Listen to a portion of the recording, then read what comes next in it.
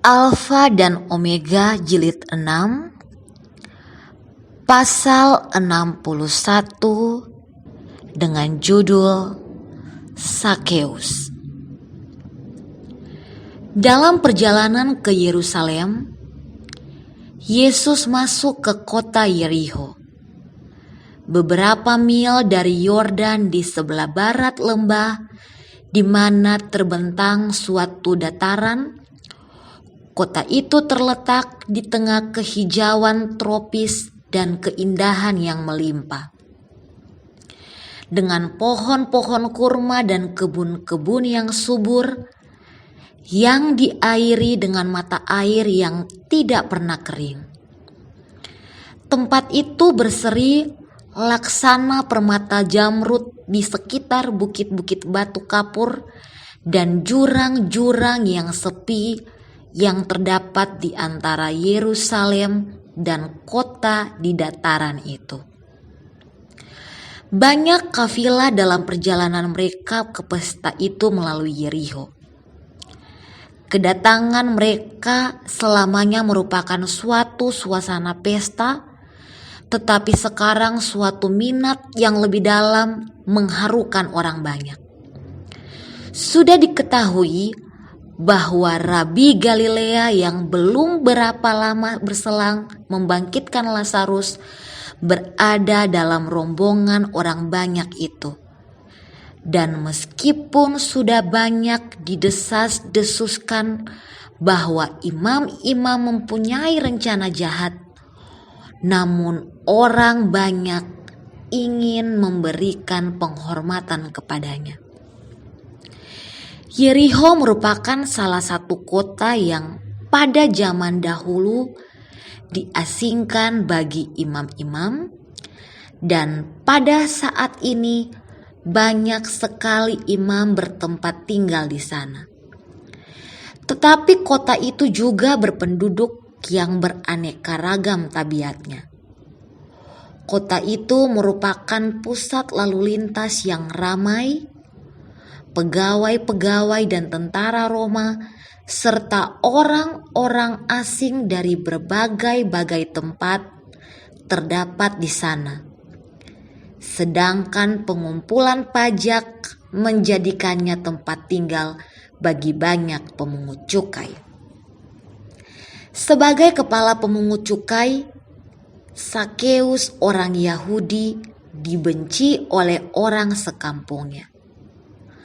Martabat dan kekayaannya merupakan pahala suatu jabatan yang mereka benci dan yang dianggap sebagai nama lain untuk ketidakadilan dan pemerasan.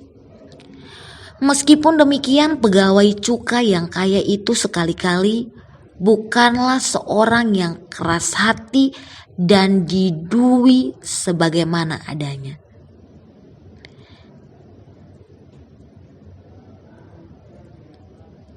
Di bawah rupa keduniawian dan kesombongan, terdapatlah hati yang sudah menerima pengaruh ilahi. Sakeus telah mendengar tentang Yesus, laporan tentang seorang yang telah menunjukkan tingkah laku yang ramah dan sopan terhadap golongan yang terbuang telah tersebar luas. Dalam hati kepala pemungut cukai ini tergugahlah suatu kerinduan untuk memperoleh kehidupan yang lebih baik. Hanya beberapa mil dari Yerikho, Yohanes Pembaptis telah berkhotbah di Yordan dan Sakeus telah mendengar panggilan kepada pertobatan. Petunjuk kepada pemungut cukai: jangan menagih lebih banyak daripada yang telah ditentukan bagimu. Lukas 3 ayat 13. Meskipun tidak dihiraukan secara lahir, namun telah mempengaruhi pikirannya. Ia mengetahui kitab Sue dan diyakinkan bahwa kebiasaannya salah. Sekarang Setelah mendengar perkataan yang berasal dari guru besar itu, ia merasa bahwa ia berdosa pada pemandangan Allah. Meskipun demikian, apa yang telah didengarnya tentang Yesus menyalakan harapan dalam hatinya. Pertobatan dan pembaruan kehidupan mungkin dialaminya sekalipun dia seorang murid yang sangat dipercaya sebagai seorang pemungut cukai. Sakeus dengan segera mengikuti keyakinan yang menjadi pegangannya dan memberikan ganti rugi kepada yang sudah diperlakukan dengan tidak adil. Dengan demikian, ia sudah mulai menyelidiki kembali langkah-langkahnya. Ketika kabar disiarkan di seluruh Yerikho bahwa Yesus sedang memasuki kota, Sakeus mengambil keputusan hendak melihat dia.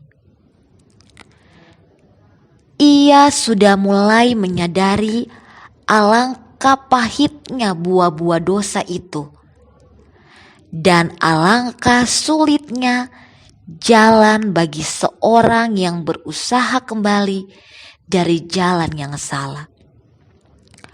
Dalam usaha memperbaiki kesalahan-kesalahannya, memulihkan salah pengertian dan kecurigaan, serta kurang percaya, sangat sukar ditanggungnya.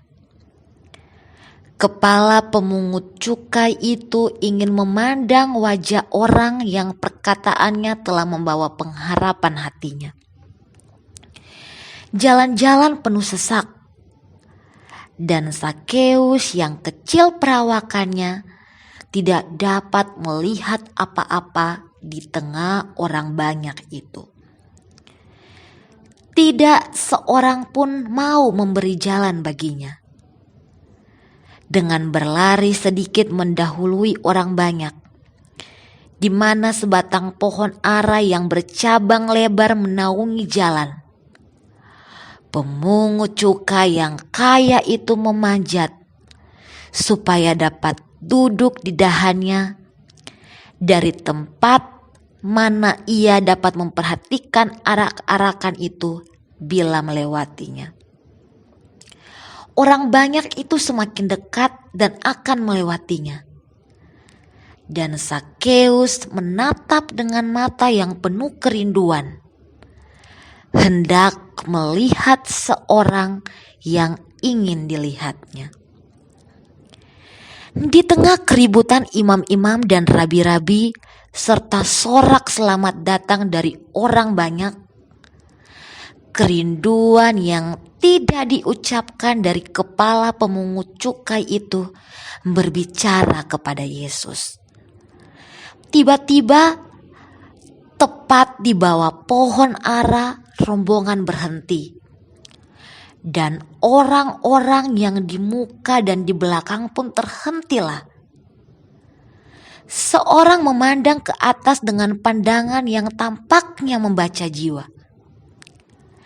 Dalam keadaan hampir meragukan perasaannya, orang di atas pohon itu mendengar perkataan, "Sakeus, segeralah turun, sebab hari ini aku harus menumpang di rumahmu." Orang banyak membuka jalan, dan Sakeus yang berjalan seolah-olah bermimpi, memimpin perjalanan yang menuju ke rumahnya sendiri. Tetapi rabi-rabi memandang dengan muka marah dan bersungut dengan perasaan tidak puas dan mengejek. Ia menumpang di rumah orang berdosa. Sakeus sangat terharu, heran, dan tidak dapat berkata apa-apa melihat kasih dan sifat kerendahan hati Kristus dalam hal merendahkan diri kepadanya yang tidak layak. Sekarang kasih dan kesetiaan kepada Tuhannya yang baru didapatnya itu membuka bibirnya. Ia akan mengumumkan pengakuan dan pertobatannya. Di hadapan orang banyak, Zakheus berdiri dan berkata kepada Tuhan, "Tuhan, setengah dari milikku akan kuberikan kepada orang miskin. Dan sekiranya ada sesuatu yang kuperas dari seseorang, akan kukembalikan 4 kali lipat." Kata Yesus kepadanya, "Hari ini telah terjadi keselamatan kepada rumah ini, karena orang ini pun anak Abraham. Ketika penghulu muda yang kaya telah berbalik dari Yesus, murid-murid keheran-heran mendengar perkataan Tuhan. Alangkah sukarnya orang yang beruang masuk ke dalam kerajaan Allah. Mereka berseru satu kepada yang lain, "Jika demikian, siapakah yang dapat diselamatkan?" Sekarang kebenaran perkataan Kristus ditunjukkan kepada mereka. Apa yang tidak mungkin bagi manusia, mungkin bagi Allah. Mereka melihat bagaimana dengan rahmat Allah, seorang kaya dapat masuk ke dalam kerajaan itu. Sebelum Zakheus memandang wajah Kristus, ia sudah memulai pekerjaan yang membuktikan bahwa ia sudah benar-benar bertobat. Sebelum dituduh oleh manusia, ia sudah mengaku dosanya. Ia telah menyerah pada keyakinan oleh Roh Kudus dan sudah mulai melakukan ajaran perkataan yang tertulis bagi orang Israel pada zaman dahulu dan bagi kita sendiri. Tuhan telah mengatakan lama sebelumnya, "Apabila saudaramu jatuh miskin sehingga tidak sanggup bertahan di antaramu, maka engkau harus menyokong dia sebagai orang asing, dan supaya ia dapat hidup di antaramu. Janganlah engkau mengambil bunga atau riba daripadanya, melainkan engkau harus takut akan Allahmu, supaya saudaramu dapat hidup di antaramu. Janganlah engkau memberi uangmu kepadanya dengan meminta bunga, juga makananmu janganlah kau berikan dengan meminta riba. Janganlah kamu merugikan satu sama lain, tetapi engkau harus takut akan Allahmu, sebab Akulah Tuhan." Perkataan ini telah diucapkan oleh Kristus sendiri ketika ia terselubung dalam tiang awan. Dan sambutan Zakheus terhadap kasih Kristus ialah dalam menunjukkan belas kasihan terhadap orang miskin dan yang menderita. Di kalangan para pemungut cukai ada suatu persekutuan sehingga mereka dapat menindas orang banyak, serta menyokong satu dengan yang lain dalam kebiasaan mereka yang tidak jujur itu. Dalam pemerasan yang mereka lakukan, mereka hanya melakukan sesuatu yang sudah menjadi kebiasaan yang hampir menyeluruh.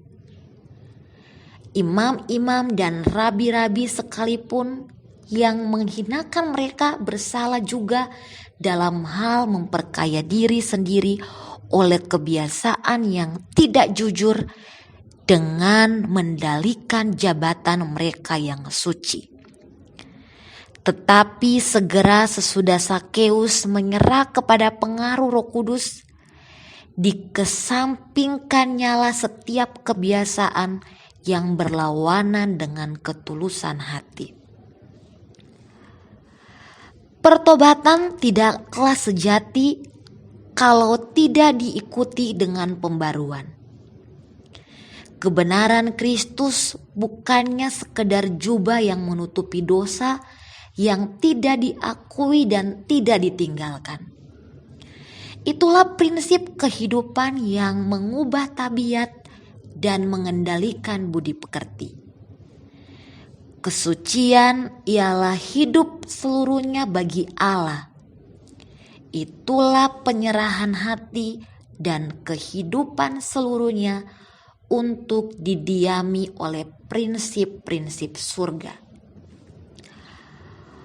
Orang Kristen dalam menjalankan perusahaannya haruslah menggambarkan kepada dunia cara yang digunakan Tuhan dalam menjalankan perusahaan. Dalam setiap transaksi, ia harus menunjukkan bahwa Allah menjadi gurunya.